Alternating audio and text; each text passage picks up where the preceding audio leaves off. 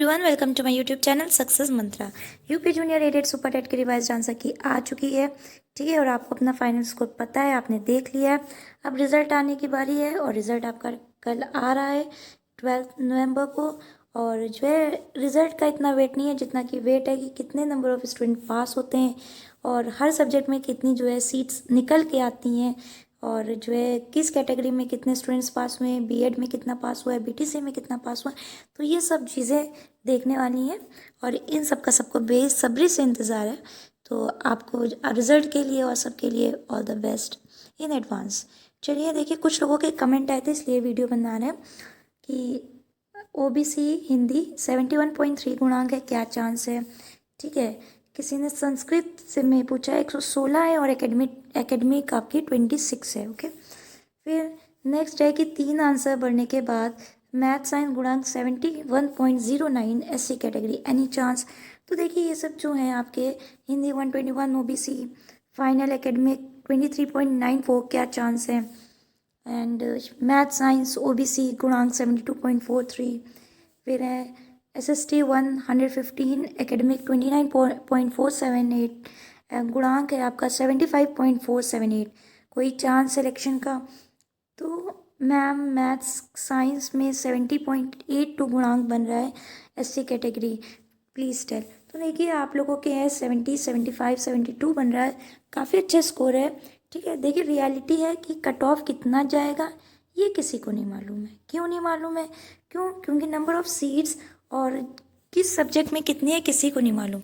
जिसमें 300 सीट्स होंगी तो जाहिर सी बात है उसमें फ़ाइट ज़बरदस्त होगी।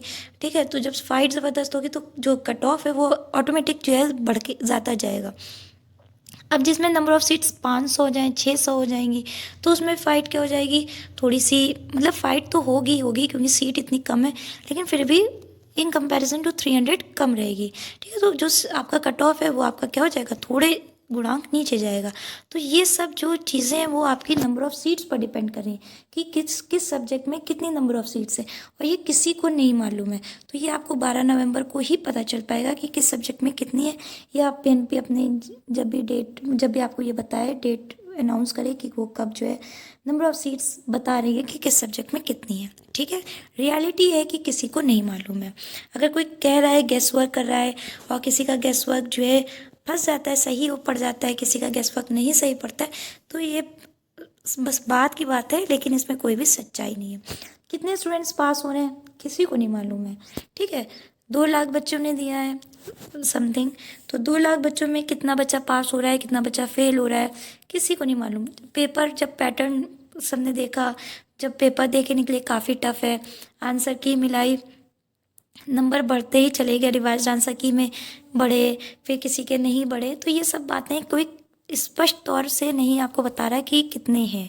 ठीक है, कुछ बता रहे हैं, कुछ खुल के बता रहे हैं कि उनके जो है गुणांक कितना बन रहा है, 70 एकेडमी कितनी है, स्कोर इतना है, लेकिन कुछ लोग अभी कमेंट भी नहीं कर रहे हैं।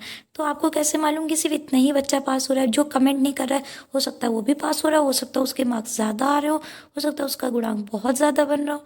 तो ये चीज़ें अभी क्या है, ओपन नहीं हो रही हैं। तो जब ये ओपन ही नहीं हो रहा है तो चीज़ें, जब आपको डेटा ही नहीं मालूम तो आप क्या कर सकते हैं? कुछ नहीं कर सकते आप।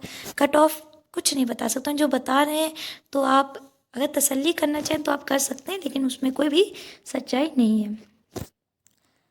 तो कोई भी अपने मार्क्स नहीं बता रहा है। ठीक है, बहुत से कम लोग अपने जो मार्क्स हैं वो रियलिटी सही बता रहे हैं, कुछ लोग नहीं बता रहे हैं।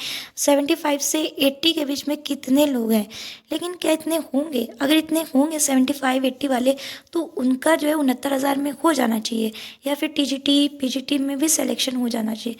चलिए किसी कारणवश अगर नहीं हुआ है तो इसमें हो जाएगा ही हो जाएगा। ठीक है, तो जिनके 78 80 प्लस हैं तो उनका तो ऑब्वियस ही बात है कहीं ना तो कहीं सिलेक्शन हो ही जाना चाहिए था। अगर नहीं है तो 80 प्लस कैसे आ रहे हैं, मतलब जिनके 80 प्लस आ रहे हैं तो उनकी एकेडमिक क्या 34 35 है? अगर उनका 34 35 है तो कैसे उनके एकेडमिक है? ये सब चीज़ें कहना, मतलब आप भी समझदार हैं, आप भी समझते हैं चीज़ों को। चलिए, फिर है रिज़ल्ट का वेट कर लीजिए, सिर्फ एक ही दिन बाकी रह गया है अब। ठीक है, 12 नवंबर को रिज़ल्ट आ ही जाएगा आपका। और जब रिज़ल्ट आएगा तो रिज़ल्ट के साथ साथ चीज़ें भी आपको क्लियर हो जाएंगी कि एक्चुअल में कितना जो बोल रहे हैं क्या वो ही सच है।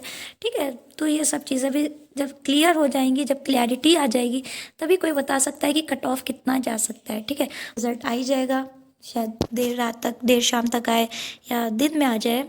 टाइमिंग वैसे ये लोग 5 से 6 बजे तक की जो चीज़ देते हैं, लेकिन आप सुबह से इंतज़ार करते रहिएगा और हम भी देखेंगे कि कब तक रिज़ल्ट आता है।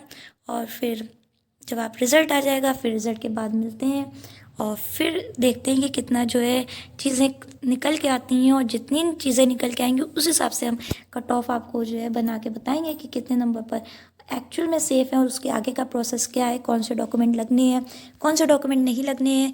ठीक है, काउंसलिंग में क्या चीज़ें चेक करी जाती हैं, आपको कैसे लगानी है, अपनी फ़ाइल सेट करनी है, और चीज़ें आपको मतलब सेंटर आपको कैसे भरना है, फॉर्म जो भरा जाता है, फिल करा जाता है, वो सब कैसे फिल करा जाता है। तो जो बाद के प्रोसेस होंगे वो सब हम बताएंगे।